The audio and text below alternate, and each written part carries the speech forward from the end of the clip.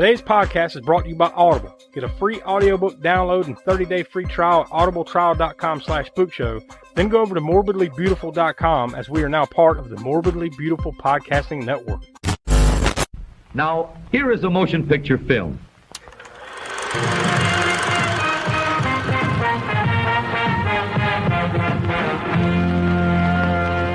And now, ladies and gents, it's showtime!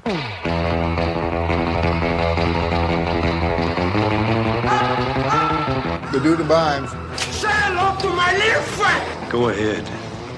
Make my day. Come quietly or there will be trouble. I'll shove that bat up your ass and turn you into a popsicle. Inconceivable! Welcome to the All-American Spook Show podcast. I'm sorry, boys. I'm afraid I can't do that. I'm afraid I can do that. I'm singing in the rain, just singing in the rain. What a glorious feeling, I'm happy again. Hello and welcome to the latest edition of the All-American Spook Show podcast. I'm Josh and I'm joined here with Tiana. Hi. And the Professor Smoke. And Donnie and Will are on assignment. They couldn't make it this week, but we've got a big one. It's our latest Cult Corner, and it's a bona fide classic. We're going to be talking about A Clockwork Orange from 1971. This is one of those ones that truly defines, I think, what Cult Corner is all about, right? A high-end cult classic, for sure, wouldn't you say? Oh, yeah. And one that, crosses over from, of course, it's a cult classic, no doubt, but also, I mean, it's Stanley Kubrick, so it's also a big budget. And just very critically renowned as well. So it's one of those types of, we do all kinds of different cult, movies on the Cult Corner. But a few times we'll get them like this that are just big movies that are big on the midnight. We're big on the midnight scene at the time and big in Hollywood and worldwide, basically. And, and we'll get into the reasons why, even though, like you said, the pedigree, Stanley Kubrick, a pretty good budget and everything, why it became a cult classic. We'll get into those reasons because there's a few specific reasons. I think that has to do with the subject material. And we'll leave it at that for now, but we'll get deep into it. But before we take the deep dive, we always like to throw out to remind you to visit aaspookshow.com. That's the center of the Spook Show universe. From there, you can check out our Patreon, which is patreon.com/aaspookshow as well. Where every month you get a video minisode, including the Library of the Professor, and every month you get Craftstropiece Theater. The thing that we hate, but you guys love, every month you get that when you become a patron over at patreon.com/aaspookshow. Then, of course, also on the website, you have all of our past podcasts archived, almost 200 episodes now. They're for your listening pleasure.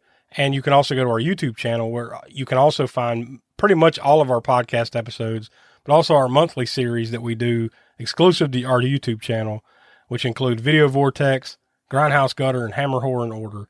So lots of stuff going on in the Spook Show universe every week, every month, all the time, 24/7, 365, never stops. Sometimes we need a break, honestly, but we've got too much. We've got too much to talk about, too much going on. But anyways, that's enough of that. We'll go ahead and toss to the trailer for A Clockwork Orange. There was me, that is Alex, and my three droogs, that is Pete, Georgie, and Dim. And we sat in the Korova milk bar trying to make up our razoo docs what to do with the evening. The Korova milk bar sold Milk Plus, which is what we were drinking.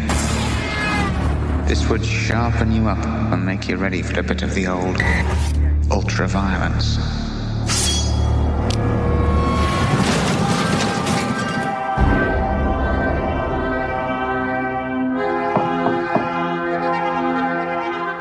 Hi there, my little droogies. The evening's the great time, isn't it, Alex Boy? He's enterprising, aggressive, young, bold, vicious. He'll do. What else could that be? Now it was lovely music that came to my aid, a bit of the old Ludwig van. Pretty well, little brother. Pretty well. your own torture. I hope to God it'll torture you to madness. Stop it, please, I beg you! Food, all right? Great, sir, great. Try the wine.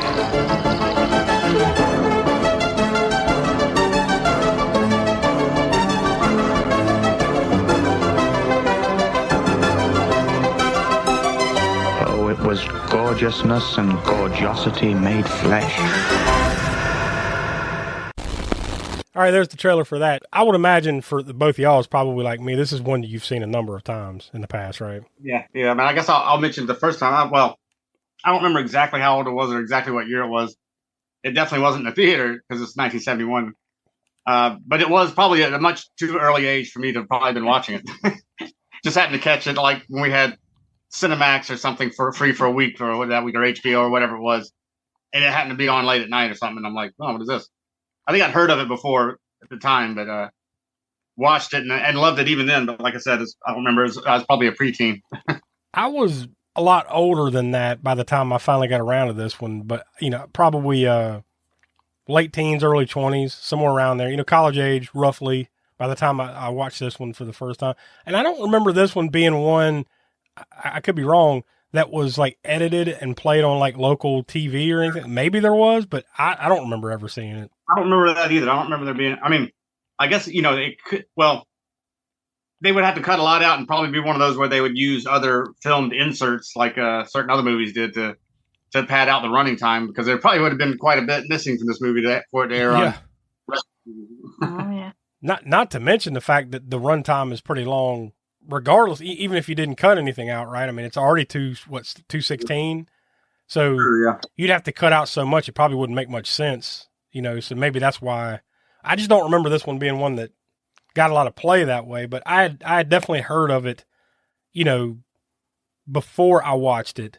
It seems like I'd probably seen the tape at the rental stores and all that before I finally watched it. That's another thing that is very iconic for the poster art for the movie. Of course, everybody, even if they've never seen the movie, knows that artwork when they see it. I think that one shot too, pretty much literally the first shot you see in the movie of Alex kind of like with his head down but looking up with the the eye, just that look with the hat and the stuff around his eye. What do they call that?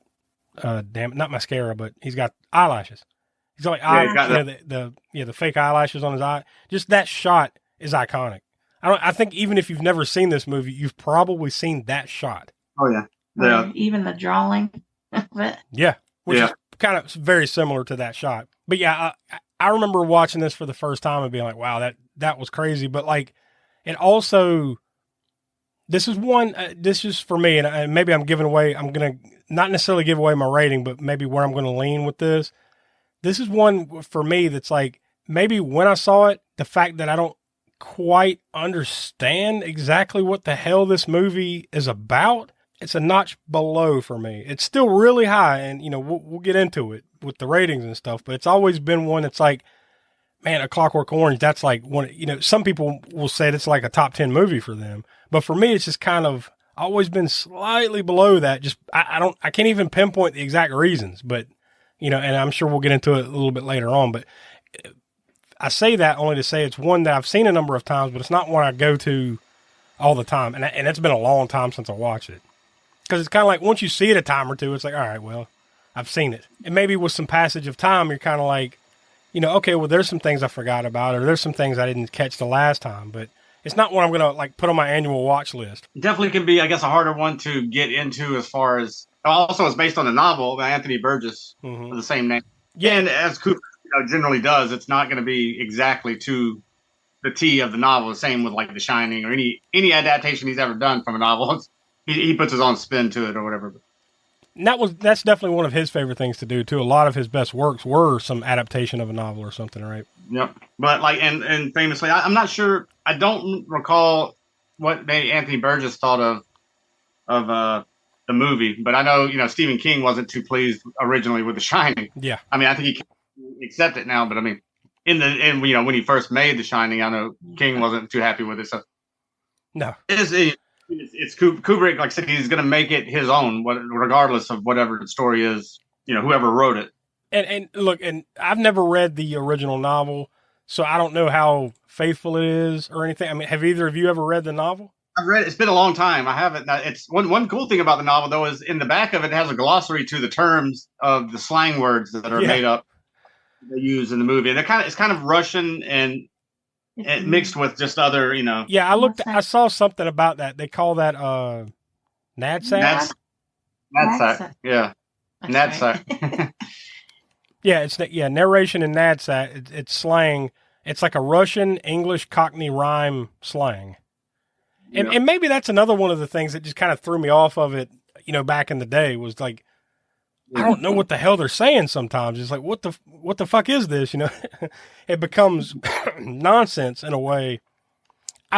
I'll say this, I could follow it a little bit better this time around than I remember following it back then, And maybe that's just being a little older and being able to like fully pay attention to what's going on or something. I don't know. I think for me, and as far as what it's kind of about, I guess to break it down into, I guess, bite-sized chunks, maybe, is like free will. I mean, I guess if you were to put maybe one sentence, is it's about free will and whether it's worth it to try these different, well, in this movie, it's that experimental Ludovico technique, which is made up for this movie. But you could say a lot of things that have come down from psychology that they've tried to use to fix quote unquote criminals or the mind or whatever, or, but is it worth taking somebody's free will away from them in order to apply this sort of, in other words, a government could use this very easily for totalitarian, tyrannical type purposes, right? Yeah. Like, what was some of the MK Ultra, so, CIA type things and all these types of mind control things. So to me, it's kind of like that. It's like, is it worth sacrificing free will in order to impose some sort of a order on an individual or whatever?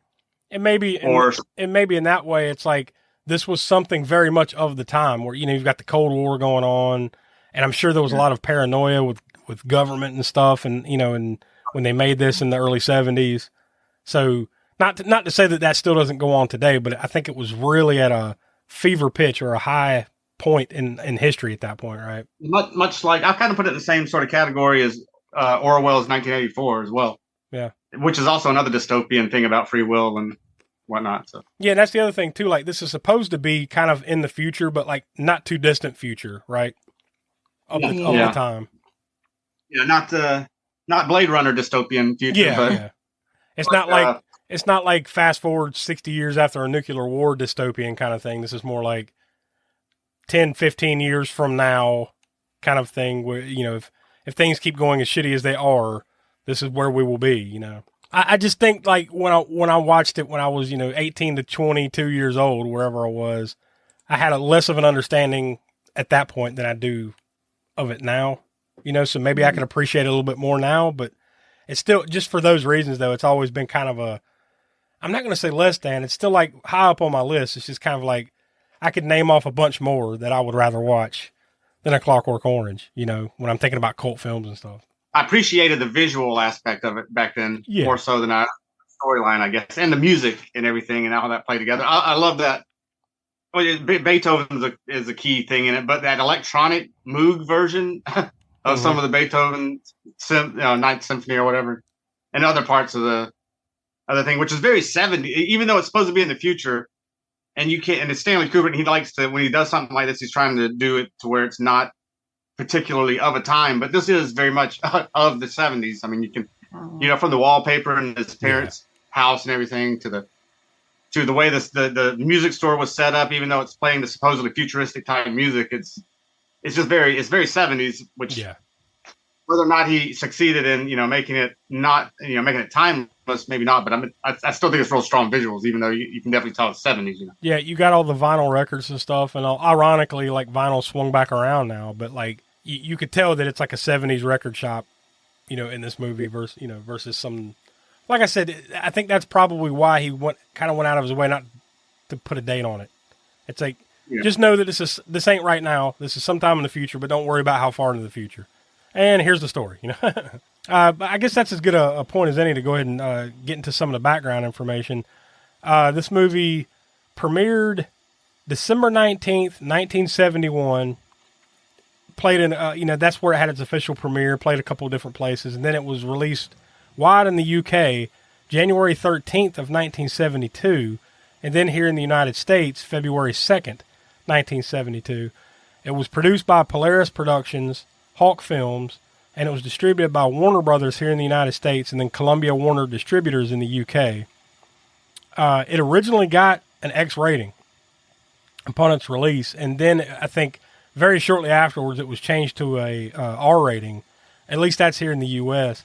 I think he went in and cut a couple of key scenes that got them the X rating, and then they were able to get the R rating. It's got a total runtime of 2 hours and 16 minutes. On IMDb, it's listed as a comedy, sci-fi, crime, which is a weird mix, right? But if you've ever seen this movie, you understand that mix. It was filmed around the UK, mostly in London, but, in various other areas around London, from September 7th of 1970 to February 7th of 1971, for a budget of $2.2 million, and it went on to a worldwide gross of $26.9 million. Now, I saw some other numbers that were much higher than that, but at least that's mostly the domestic numbers was, well north of $25 million here in the U.S., so I think that's where it brought in most of its money. And I believe it got pulled and banned in a lot of countries as well, at least at the time, which probably led to some of the critics at the time not necessarily being in love with it. I didn't find where necessarily anyone were, kind of shit on it back then. It just kind of, the violence and everything was so much that, I think it kind of got poo-pooed a little bit because of that. They weren't necessarily shitting on the movie itself, just the subject matter in the movie. Like Smoke mentioned earlier, it's adapted from the 1962 novel of the same name, A Clockwork Orange, by Anthony Burgess. It actually went on to be preserved, which is hilarious, knowing the history of the movie and where it was banned and seen as too violent and perverse back then and everything. To fast forward, 50 years or so. It's now preserved in the National Film Registry by the Library of Congress back in 2020. So that's I'm sure back in 1971 that would have been hilarious to think of, right? But here we are. It was directed, produced, and the screenplay was written by Stanley Kubrick, which we've talked quite a bit about him. We've done The Shining, and back during the Spookshow Summer Disaster we did Dr. Strangelove. So we've done at least 2 Kubrick movies that I can think of right off the top of my head. I don't think we've done any others yet, although I know this won't be the last time. And I'm not necessarily counting Dr. Sleep as a Kubrick movie, but it's very heavily influenced by The Shining, right? It's a sequel to The Shining, so it's not a Kubrick movie, but it's Kubrick-esque. So I guess we can kind of count that one, but not really. It stars Malcolm McDowell as Alex. He was also in Time After Time, Star Trek Generations. He was Dr. Loomis in the Rob Zombie Halloween remakes. I think in both of those, right? Patrick McGee as Mr. Alexander. Now this is the old guy that, the gang beats the shit out of early in the movie, and then it comes back around to bite him in the ass a little bit later on. He was also in Barry Lyndon, which is another Kubrick movie, and Chariots of Fire. So he had a long, great career. Michael Bates as the chief guard. He was also in Patton and the movie Frenzy. Warren Clark as Dim, one of his, what do they call him? The Droogs, one of his gang mates, right? He was in the movie Firefox, but I thought this was hilarious. He was in the movie Top Secret. Remember that that airplane-esque comedy back in the 80s? Yeah, Val Kilmer was that. Yeah, Val Kilmer. Yeah, I can think of the guy's name. And one more to note. I mean, there's lots of other, really good. This cast is full of really good character actors and stuff of the 70s and 80s and stuff. But one that I thought was pretty interesting was David Prowse as Julian. Now, remember, Julian is the big dude that Alexander has at the end. This guy, the weightlifter dude that's taking care of him and everything towards the end. Well, he just goes on to become Darth Vader after that. So if you want to see what the dude playing Vader in the suit looked like years before that, there you go. Yep. So I thought that was 6 years, 6 years before Star Wars. Roughly, yeah. I thought that was pretty cool. But all right, so I know we said off the top that Donnie's not here, but like somebody walking through the back door to deliver an RKO out of nowhere. We've got Donnie here, although he's not going to stick around. He's not going to stick around for the long haul here. He's just got a few minutes to kind of give his thoughts. And I got to run. Yeah, so we'll get to your thoughts and all that stuff first. But something you might need, kind of like in the movie when they go to the milk bar and then they add in some stuff to the milk to kind of give them a boost for the night of ultra violence. Now we're not going to condone that part of it, but something that you might need to give you a little jolt might be something we've talked about the last few weeks, and that's Magic Mind, right? Yeah. So, I mean, we've talked about, just trying to get through a couple of these movies that we've watched over the past, little bit, but, I had been, using like energy drinks, but, they just affect my sleep too much. But since we started actually drinking Magic Mind, I'm sleeping better, a lot better now. I'm more on a regular sleeping schedule, which I never was previously. Now, Smoke, you and Tiana, you got a couple of bottles of it as well. Did you feel any benefits from it whenever you tried it out? I took it before I went to work. I'm a little bit more sharper, maybe a little more focused. And like Donnie said, I'm used to like downing a shitload of coffee or an energy drink. I mean, and so this gives you energy and focus without, some people maybe get affected by all the like way too much caffeine or whatever. It didn't give me the jittery, stuff. So I guess you call that a benefit of sharpness and focus without the jitteriness. Yeah, that's definitely one of the main selling points, I think, of this stuff. Now, some of the stuff it's got in it is it's got matcha tea. So if you like the flavor of that, that's in there. It's got ashwagandha, and that's supposed to help with stress and anxiety. Oh, yeah. I take ashwagandha. Yeah, so there you go. This is an added benefit of that.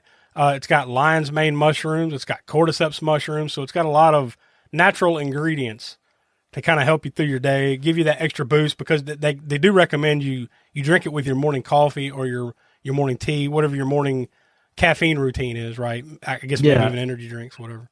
Yeah, something else I would, definitely worth mentioning, probably an added benefit versus coffee. You're not, when you drink Magic Mind, you're not going to shit your pants in the first 10 minutes. Well, that I would say that's an added benefit. Yes, of course. Yeah.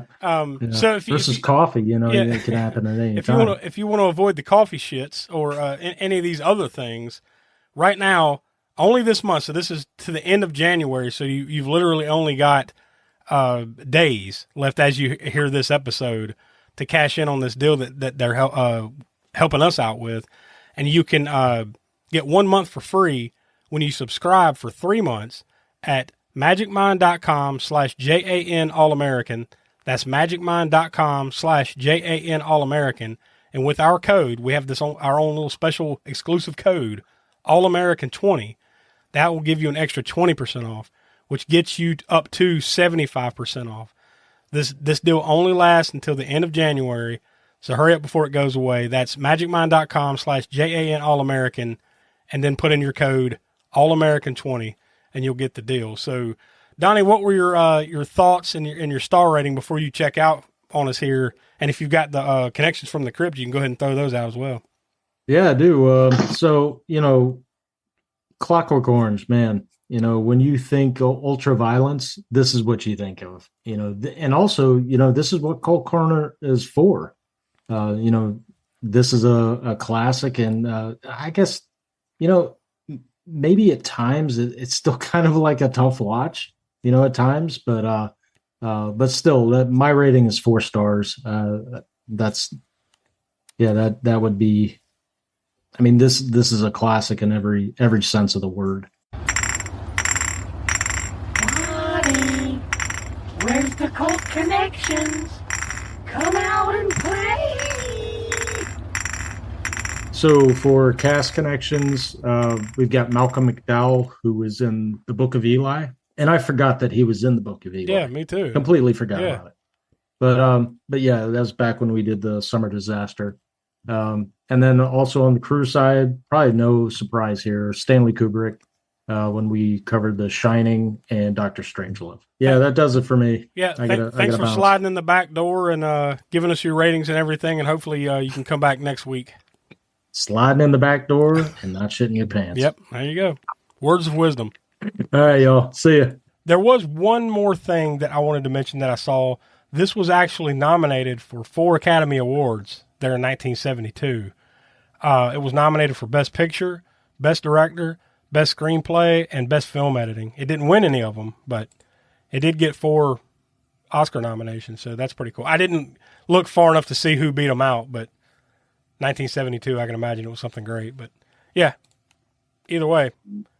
Even though it was Malcolm McDowell's like probably his best role ever, he fucking hates it. He hates that role. He hates that. Which is always weird when you hear that from somebody, right? Like you've got this one defining thing. Like I'm telling you, like I was describing a minute ago, that shot of him like looking down, but or with his head down and looking up. I mean, like that's the kind of shit they put on your Hall of Fame plaque, or on your tombstone or something. Like this is like the moment, and when you hear stuff like that, it's kind of, and on one hand, it's kind of unsurprising because, a lot of these people don't want to be painted in a corner of like, I just don't want to be remembered for this one thing. But then on the other hand, it's like, well, you're going to be remembered for something, dude. And this is something awesome. So, right. Especially it's like one thing is I'm a delinquent that, rapist.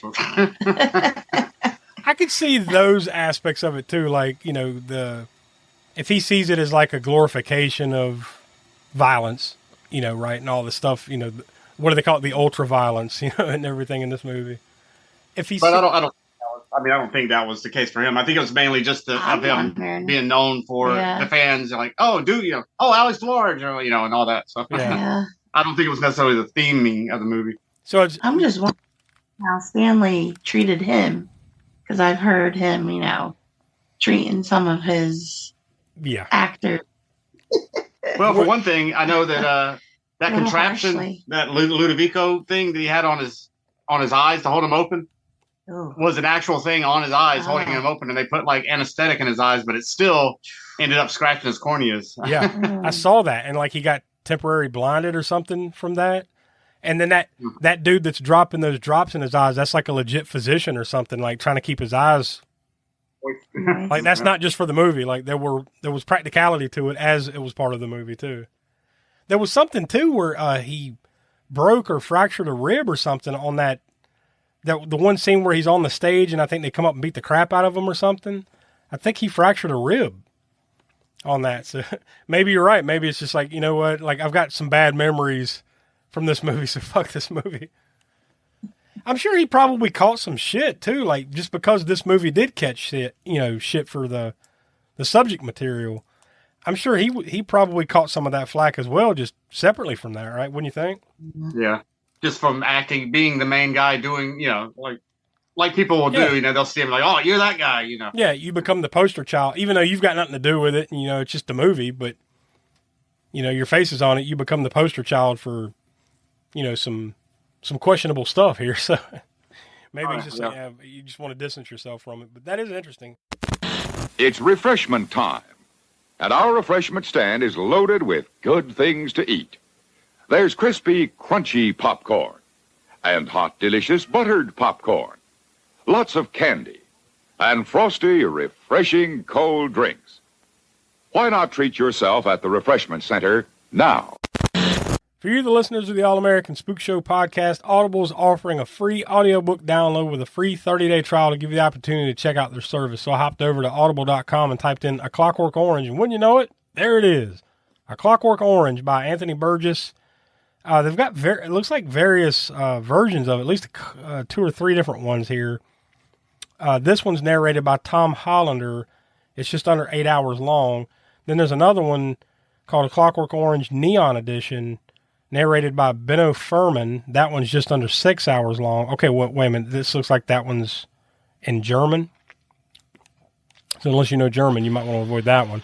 But there's another one narrated by Tom Hollander. So there's various versions of it there. And then something related or unrelated here. We've got American Psycho by Bret Easton Ellis. That one's 16 and a half hours long, and that one's an Audible exclusive. So I guess it falls close enough in the genre. So if any of that floats your boat, you can go to audibletrial.com/spookshow. Again, that's audibletrial.com/spookshow for your free audio book. So like we normally do, I'm going to go hop on over to imdb.com to see, click on the plot summary there to see what kind of, it's too bad Donnie's not here because I'm sure there's got to be a long one for this one, right? Okay. All right, here we go. Oh yeah, there's a long one. We got the one sentence. In the future, a sadistic gang leader is imprisoned and volunteers for a conduct aversion experiment, but it doesn't go as planned. Then we've got a couple of long ones, but I'll go with the longest one. This one was posted by Huggo on IMDb. In a near-futuristic society, late teen Alex DeLarge is the leader of a gang of thugs, his droogs, who commit acts of ultra-violence, often with sexual components, without any regard for their victims, and purely because it strikes their collective fancies. These acts are largely fueled by drug use. In addition, Alex is a lover of music, especially that of Ludwig van Beethoven, which, when he listens to it during these acts, intensifies his pleasure, and in turn inspires him to commit further such acts. He does not tolerate any challenge to his leadership by his droogs. Although the authorities in general know of Alex's delinquency, they have so far been unable to catch him in the act of his crimes, until one night after a sexual assault of an older woman. Alex, and Alex alone, is charged, convicted, and incarcerated. But Alex sees what he believes is an easy way out when the government looks for subjects to participate in a new rehabilitation therapy, the end result being released from prison after the 2-week therapy. The therapy ends up having consequences that Alex did not envision. The questions become how Alex will function and how others will act toward him in his changed state. That's a long explanation, but in a lot of ways somewhat of an oversimplified explanation, especially of the part what ended up putting him in prison, right? Oh, he just killed a woman with a dick statue. That's all. Nothing like the rockin' dick statue. Yeah, and then he's just sitting there poking it, watching it rock. Dunk, dunk, and she's like, no. Although I didn't get until they kind of explained what happened. Like I didn't get how they were charging him with murder because it looked like he just kind of, just kind of hits her with it. But then apparently she died from that. There was a joke there, but I guess I won't go there. Yeah, well, okay. There's no reason to take the low hanging fruit today, Smoke. No. But that opening shot, I mean, what they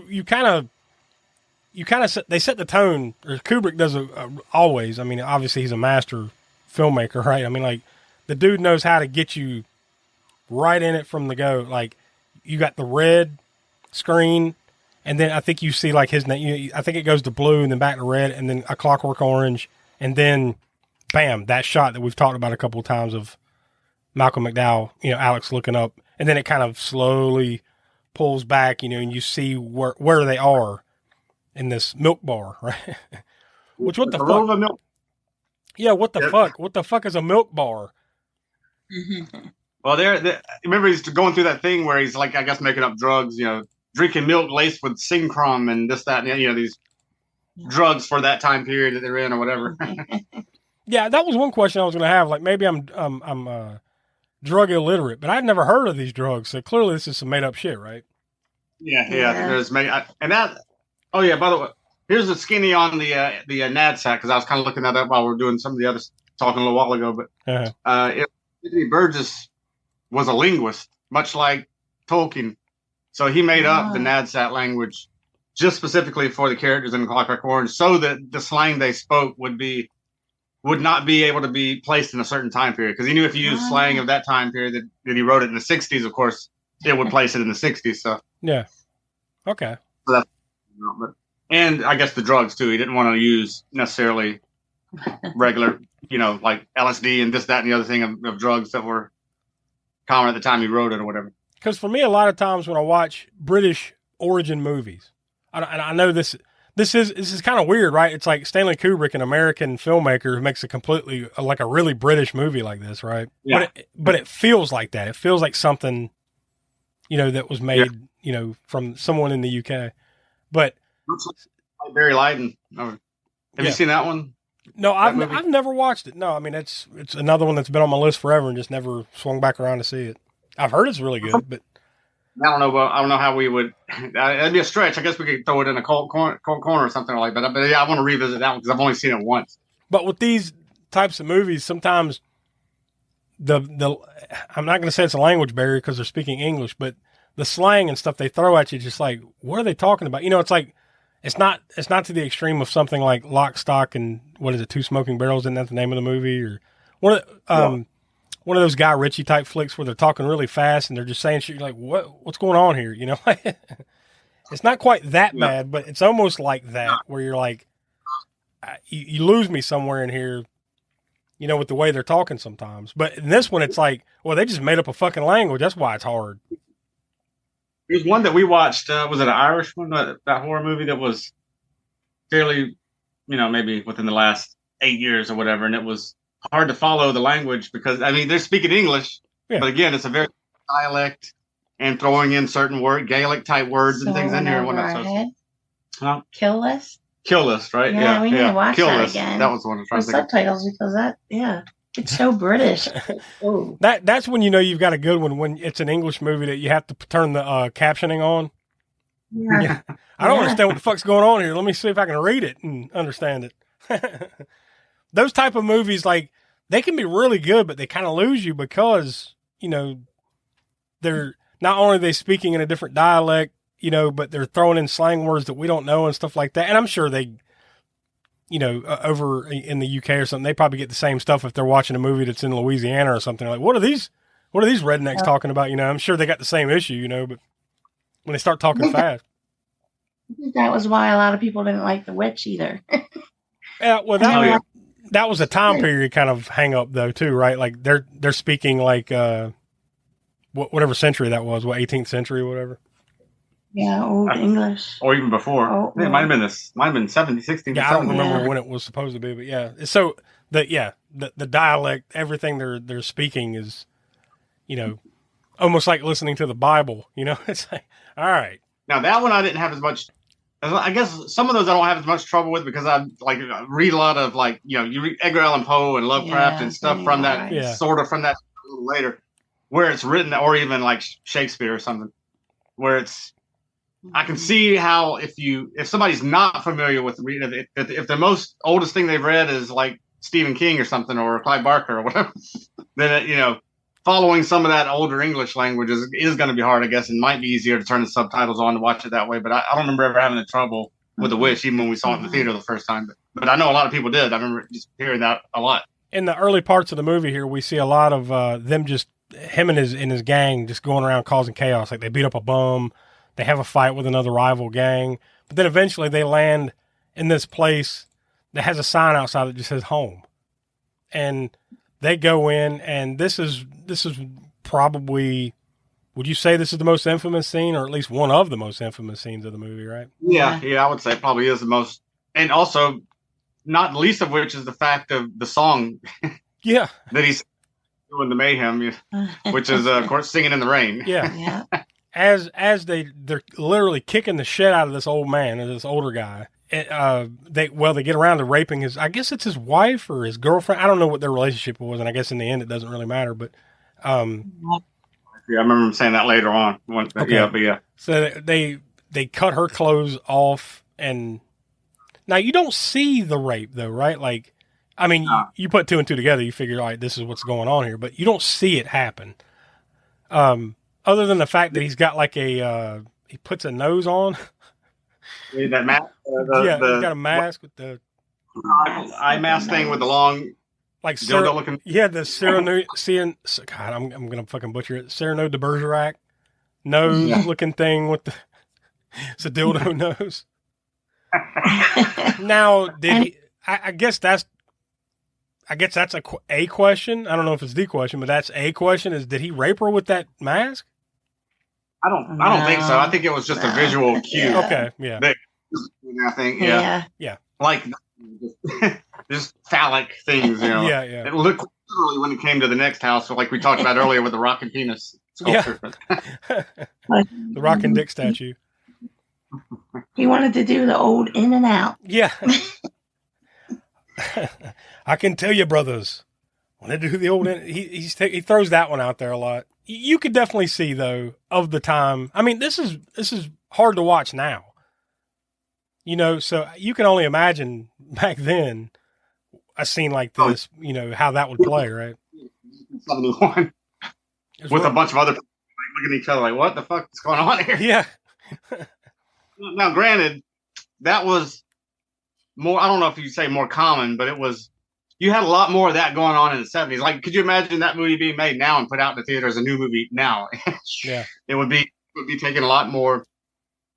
It would be even dealt more harshly with, I think. For somebody to make a modern film that is as brutal as some of the things in here without even being all that, you know, there's plenty of ultra violence going on in movies today, ultra gore and all this, you know. But there's a difference between that versus this is just strict brutality, and it's done in a way to provoke you, I think, and on purpose. I think Kubrick's trying to provoke you. Not that I don't think he's trying to titillate the audience. I think he's provoking you. I would hope not. Yeah. I mean, to each their own, right? But no, I would say, I would dare say though that a movie that would do something like this now would probably take it further than he did.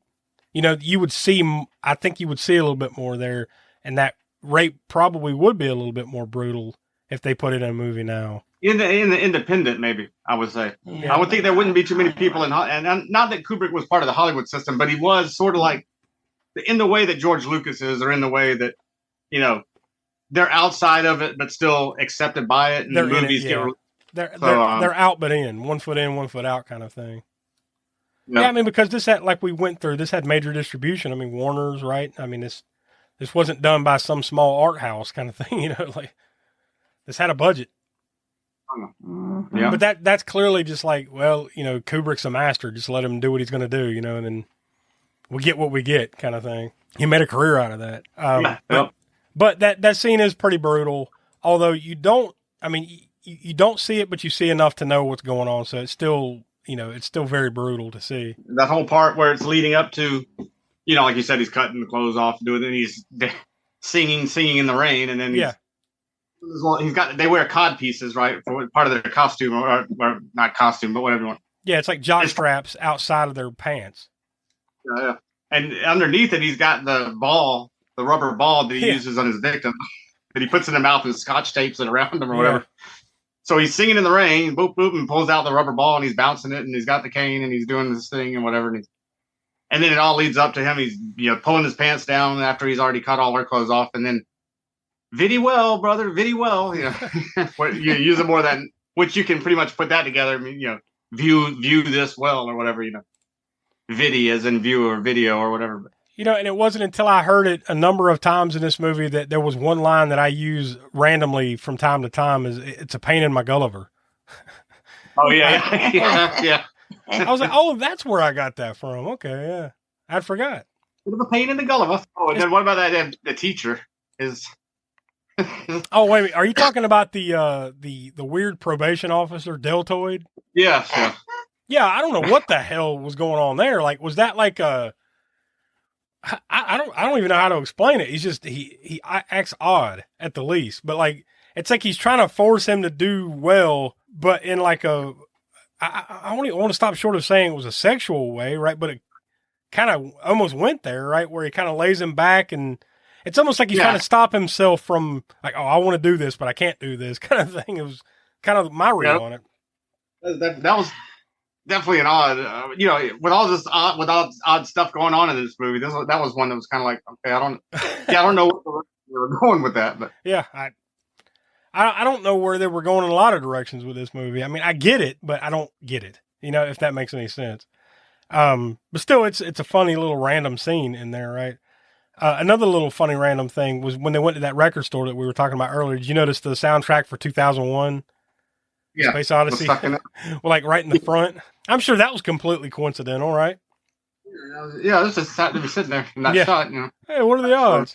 How about when he picks up the girls from the record store and he takes them back to his place, and then they have this sped up like what am I thinking of? The comedy, you know, that not that music, but Benny Hill. Benny Hill, yeah. It's almost like that. It's almost like a Benny Hill type where he's having like 3-way sex with these 2 girls that he picked up at the record store. The music of the William Tell Overture, which of course most people would know from. Well, I don't know if most people would know this. This is showing the Lone Ranger, but I mean, yeah, that's that one, right? Maybe most people wouldn't know that, but yeah. But then right after that, like this is kind of where you see the fall of Alex start. Like not long after that, he attacks his 2 droogs, right? His 2 gangmates, Dim and Georgie, because they have the gall, right, to kind of question, like, well, I don't think we should do that. We should do this. And then he attacks them. And so that's where you kind of get that moment where they turn on him.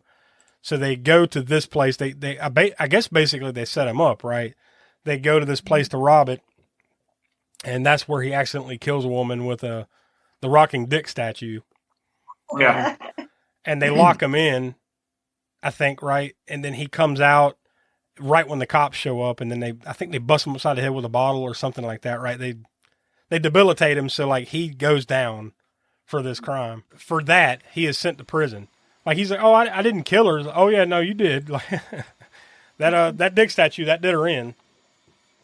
So now he's got to go to prison for that, and immediately he's kind of thrust into this thing where like he's trying to sweeten his way out of there, right? Like I think he's kissing ass with the parishioner or whatever there. And I do love that, like they show him like reading the Bible and stuff like that. And then he points out he's focusing on the wrong parts of the Bible. Like, you know, here's the things you should take from the Bible. Now he's like, oh yeah, I like this part where they're, they get all the handmaidens and, all the violence and stuff like that. So he's keying in on the parts you shouldn't be focusing on, right? Talking about the Roman walking behind Jesus with a whip and all that. And yeah, like he's the guy beating Jesus, not, someone that's trying to help Jesus. No, he imagines he's the dude beating Jesus. But he volunteers for this new, like an aversion therapy. What do they call it? The Ludovico technique. Yeah, Ludovico technique. And essentially it's like this thing where they strap him down. I guess they give him drugs and stuff too, right? And they strap him down in a chair and they make him watch like these, like here's some stuff of concentration camps and just these horrible images of stuff. And they've got his eyes clamped open at the same time. So he can't close his eyes. He has to watch this. And essentially the point of it is if he thinks of sex and violence, it's going to make him physically ill, right? Like he's going to start gagging and he gets sick if he thinks of sex and violence is the whole point of it. And part 2, before we move on from that, is also I don't know if this was a coincidence or if it was one of the doctors planned it that way. But remember when he was looking for somebody before Alex volunteers, he's looking in the cells of the prisoners and all that stuff, and he's in Alex's cell and he's looking at his stuff and he's got like Beethoven things in there. Mm-hmm. Yeah. He's got I think a songbook too, and he's got a sculpture of Beethoven he had and all. And the guy looks at it, the doctor looks at it, it's like, and then whenever he picks Alex, then Beethoven is playing over this sound, over this imagery of violence and all the stuff like you talked about. So I don't know if that was like, if that was, because he says, stop, this is Ludwig van, and when he goes, what, the music, the soundtrack, is Beethoven? Yes, so sorry, it can't be helped or something like that. So, yeah. So I don't know if he did that purposely because he knew it, like to dig in, like, oh, okay, you don't really like Beethoven, huh? Okay. Yeah, that's what's so that also is going to be taken from him or whatever. So like I said, I don't know if that was coincidental or purposeful on the doctor's part. I don't remember that. I would say probably purposeful. Like she said, like this is something you like. Well, fuck you. We're going to take that. We're going to take that from you as well. So yeah, I would imagine so. And once again, Kubrick, being a master, like nothing you see or nothing that happens is by accident, right? Like that dude walking in and looking at that. Yeah, I'm sure that's all. Okay. Yeah. It's all connected. So he finally gets out though. Like this allows him to get out like after 2 years or something like that in prison. And now he can just go about his life, even though now like sex and violence make him physically ill. He still tries to go on with his life, and he goes back home, and his parents have just replaced him with this guy named Joe. They just rent his room out, and now Joe is basically taking his place, right?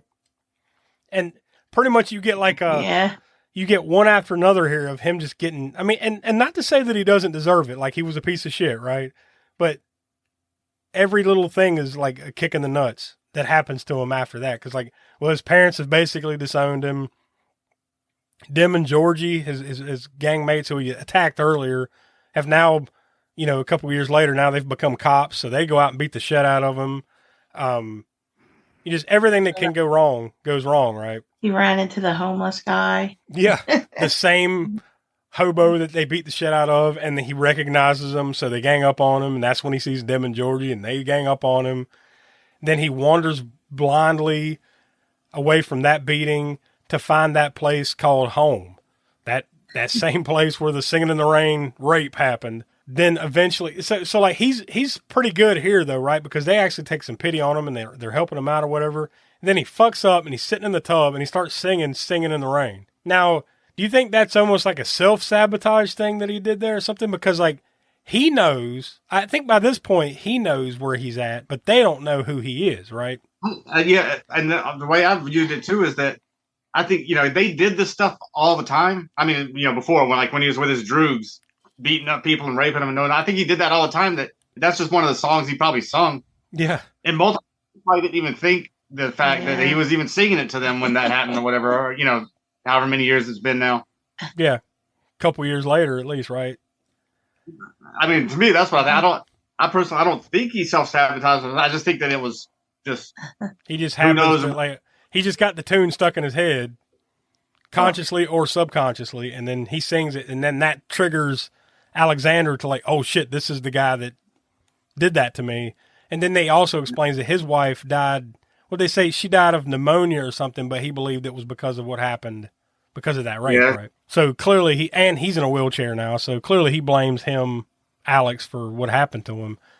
So now he calls in a couple people. They also, there's this political subtext thing there with that too, right? Like, oh, well, we're the opposite party of the minister, right? The guy that's in charge that made him this way. So now we can basically make this dude commit suicide and then blame it on that party so our party can take back over, right? Yeah. So they knock him out, put him in the room upstairs, and then start blasting Ludwig von Beethoven or whatever, his Ninth Symphony, to make him go batshit crazy and jump out of the window, you know, 2 or 3 stories up. And it doesn't kill him, but, you know, he's severely fucked up. So basically, in the end, the government, the minister, have to come to him and apologize for what they did, because otherwise, you know, they look like shit for doing this to this kid. And in the end, the government kind of makes it up to him, and they fix him, right, so to speak. And I think one of the final lines is like, "Oh, I'm cured now," or something, right? When he can instantly think about the sex and the violence again or whatever. So all of a sudden there's just this image of him having sex with a girl in front of everybody as they applaud or something like that, right? And like, oh, I'm cured now. Cured all right. Yeah, I'm cured all right. So there you go. That's a Clockwork Orange. It's a really well done movie. It's just odd. You know, that's the word that keeps coming to mind here. It's just an odd movie. But it's Stanley Kubrick, so it's so well done. It's hard to shit on it, right? So I think with that, I think I'll get started with the ratings. And like I said, it's really well done. Malcolm McDowell is awesome in it, right? I mean, just flat out. I mean, this is essentially a one-man show. I mean, yeah, there's other actors. There's a lot going on, and everybody does a fine job. But this is essentially a one-man show, right? He's narrating it. He's doing most of the scenes. This is like you said, Tiana, he may not like it, but this has got to be like his role, right? This is the one. Like, it's one of the ones I'll always think of when I think of the dude, you know? For a lot of the reasons that we've talked about it, for me, it's just slightly below, like, you know, say a 5 level thing. So I'm still going to go really high, though. I'm going to say this is a solid 4 stars for me. It's something that I've seen a number of times. I'll probably watch it a number of times again. It's not top 10 or 15 material for me like it would be, I think, for a lot of other people, but that's just my opinion. So, Tiana, what do you say about it? I haven't really looked at my top 5 lists lately. Mm-hmm.